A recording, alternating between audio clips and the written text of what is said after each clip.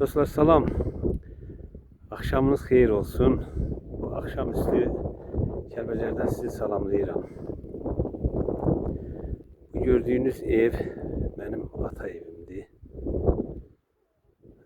Deməli mən bu evdə boya başa çatmışam.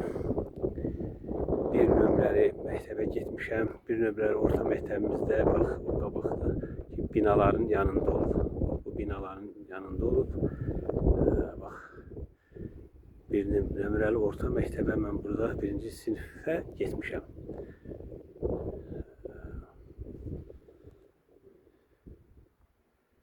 Bura bizim Kəlbəcərimizdir, vətənimizdir, ürəyimizdir, canımızdır. Bax bu evdə Qubadın evidir.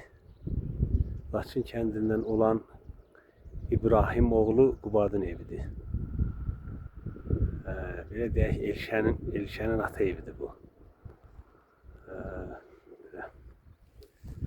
Kəlbəcərimizdir.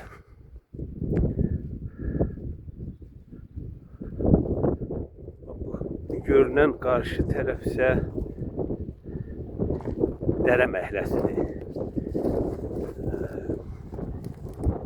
Deməli biz bura dərə məhləsi deyirdik. Günümüz bax bu dağlarda, daşlarda keçib dostlar. Budur çəkib göstərirəm. Budur Kəlbəcərimizin gözəlliyi.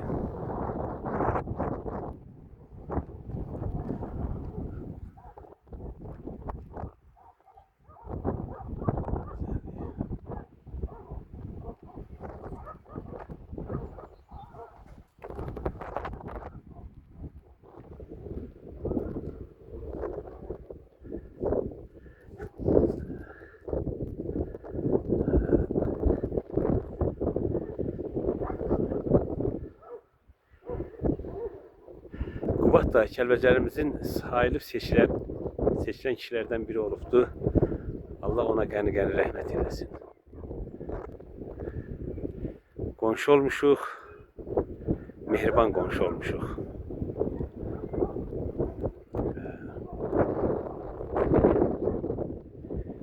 Yine de dostlar bak.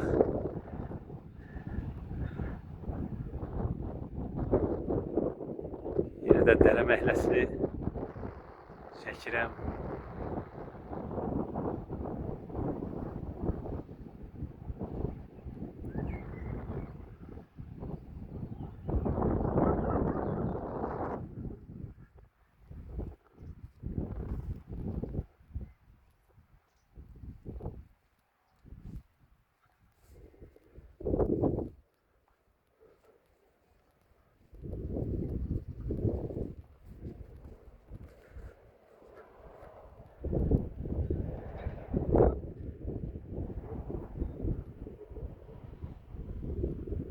Karşı tərəf Şaflar kəndidir.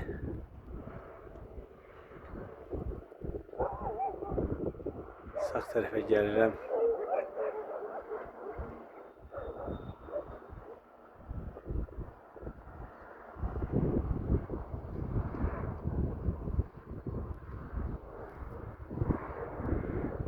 Geçdək kəndinin düzü, yəni Geçdəyin düzü deyilən bir yer var idi o vaxtlar bizim yaddaşımızda. Yine de evlərimize qayıdıram.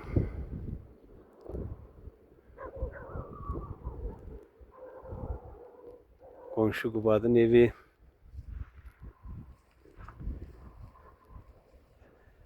Mənim ata evim, ata yurdum.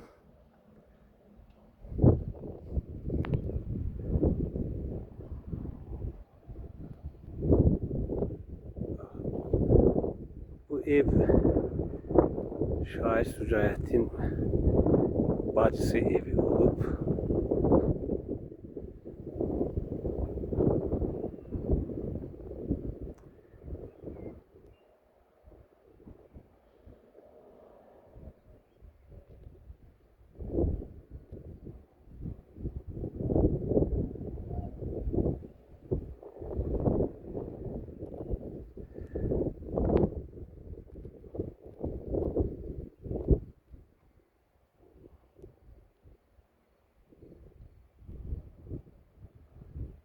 evdən qarşı evdə Yunus dayının evi, yəni Şair Sücayətin atası evi olub.